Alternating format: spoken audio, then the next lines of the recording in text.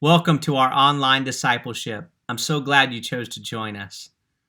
Before we get started, I want you to discuss or maybe reflect upon what was the first really big purchase that you made? How long did you have to save up? What was it? And maybe share what did it cost? Share that with the group or write it down, and we'll be back in just a few minutes.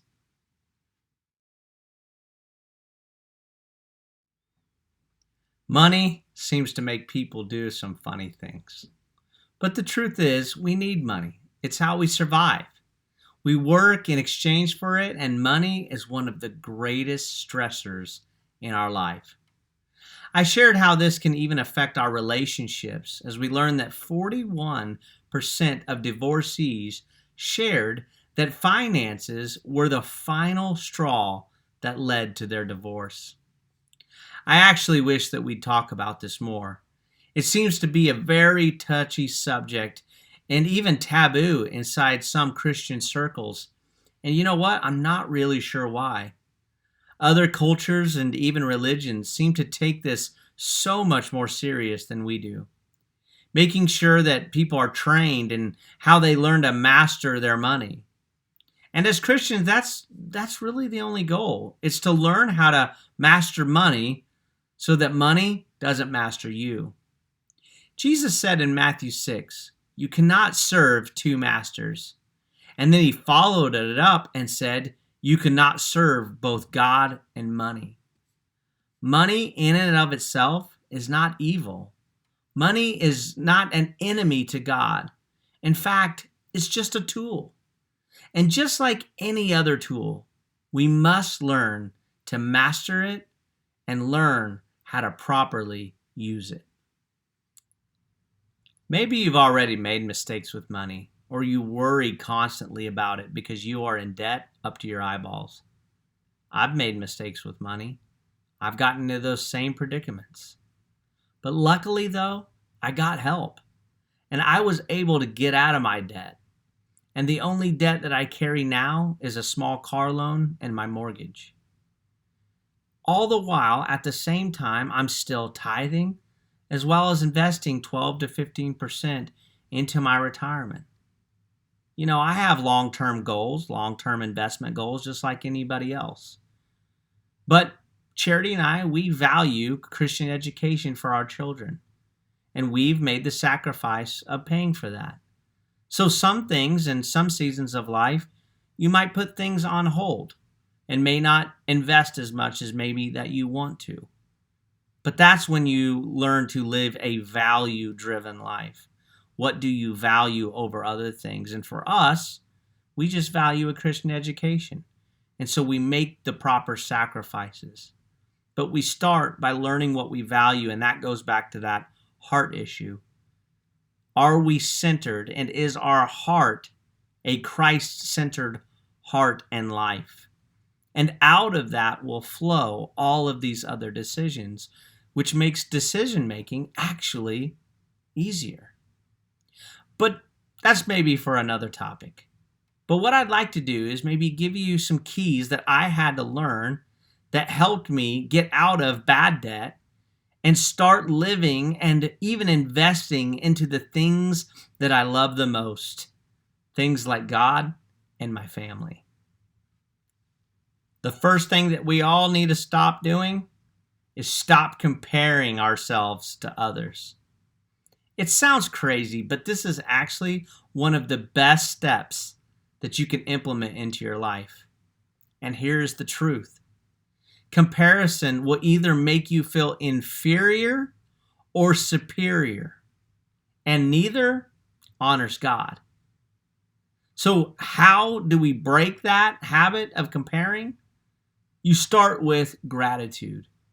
Learn just to be grateful and maybe take time out each day and write out, God, I am grateful. Thank you for giving. Thank you for supplying X, Y, and Z, whatever that is at the moment you're showing gratitude to God for. The second thing is humility. Humble yourself. If you're in debt, just be honest about it and learn to get help. If you need help, be honest about it. Say, I don't know what I'm doing. The third thing is learning to be content with what you have. Contentment really is a key to getting out of debt. And contentment stops us from comparing ourselves, what I don't have compared to so and so.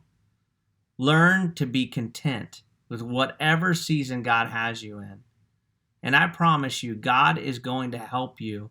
And He's going to show you what you value and how you can properly get there.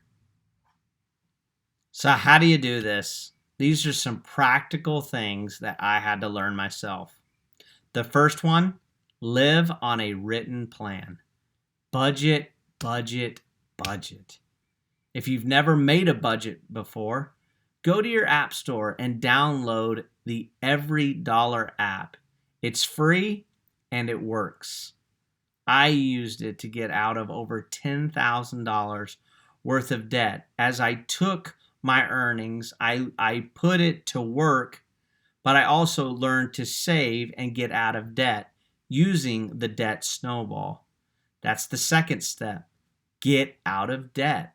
If you've never heard of the debt snowball by Dave Ramsey, please go and just Google it, YouTube it, and there is so much information on how to use the debt snowball.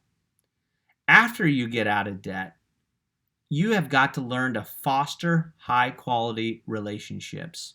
Now, what does this mean? As you're going through this, getting out of debt, and then learning to save, you're going to end up making decisions because you value not being a master or a slave, I should say, to money. You're going to need cheerleaders around you that understand your goals and what you're trying to accomplish. Because to the outside world, it's going to look crazy when you cut the cable, when you don't go out to eat all the time, or when you're taking a brown bag lunch to work every day instead of eating out. You're going to need people that cheer you on during this time. You're going to need counsel from others as you are learning more and more how to get out of debt or how to make those proper investments. And that's actually the next step. Learn to save and invest. Start with retirement. I always tell people, even right out of high school, learn how to save at least $2,000 a year. And maybe that's too much, but eventually when you get that first job out of college, learn to put aside $2,000 a year at the minimum for your retirement. Invest it into a good Roth IRA, or maybe find a good investment from those that you've gotten counsel from that average close to 5, maybe 8% a year. And then I tell people to have a goal. Have a goal of saving, investing at least 12 to 15% of your total income into your either retirement or, like I said, investing. And when you learn how to do this, there's so much freedom. And within that freedom, you're allowed to have choices. And those choices lead you to living incredibly generous. You got to learn first to honor God with your first fruits. You'll learn that if you go with Dave Ramsey, who is a Christian, that through this whole process, our heart is Christ-centered. Our heart honors God with the first fruits that we have. We'll learn about that next week. But as we've gone through this, I can tell you, I never stopped tithing. I never stopped giving. I always put God first, and He literally took care of the rest. I had to be smart. I had to learn to invest. But I'm here to tell you and encourage you that you can do it.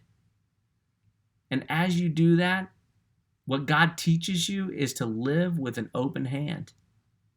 That these things aren't mine. They're God's anyways. I'm just a steward over them. One of those things is money.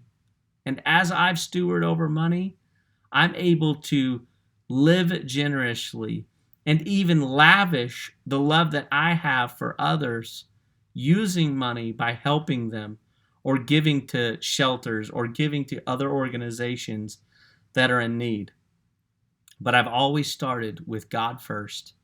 And then out of that and learning how to master my money, God has taught me to have His heart and learning how to live generously through it.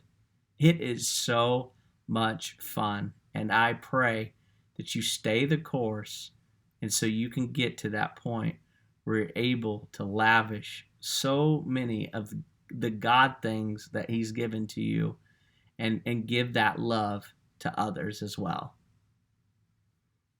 God loves a cheerful giver. So stop being a slave to money, worrying about it, or allowing it to control your relationships. Learn to be a good steward of this tool and learn to honor God with it. Make sure to go over the questions below and do the homework. We'll see you again next week. Remember, we truly are better together.